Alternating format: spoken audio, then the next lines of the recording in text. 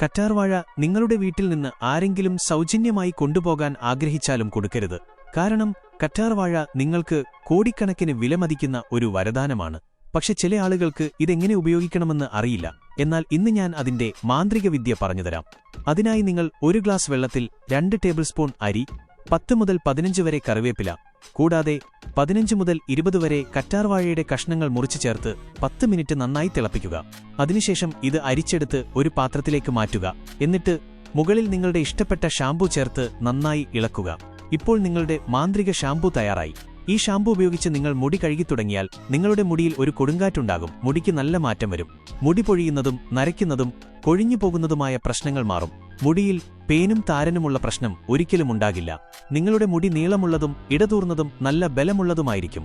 അതുകൊണ്ട് ഈ ഫലപ്രദമായ പ്രതിവിധി ഇന്നുതന്നെ ഉപയോഗിച്ചു തുടങ്ങുക. ഇതുപോലെയുള്ള അറിവുകൾ ഞാൻ ദിവസവും പറയുന്നുണ്ട്. അത് കേൾക്കാൻ ഡോക്ടർ ചേട്ടനെ ഇപ്പോൾ തന്നെ ഫോളോ ചെയ്യൂ.